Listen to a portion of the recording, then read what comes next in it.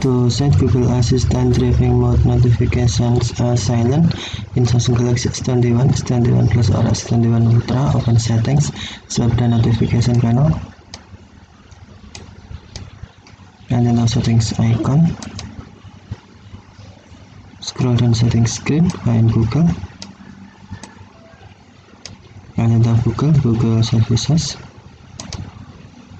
and then scroll down screen, tap settings for Google Apps,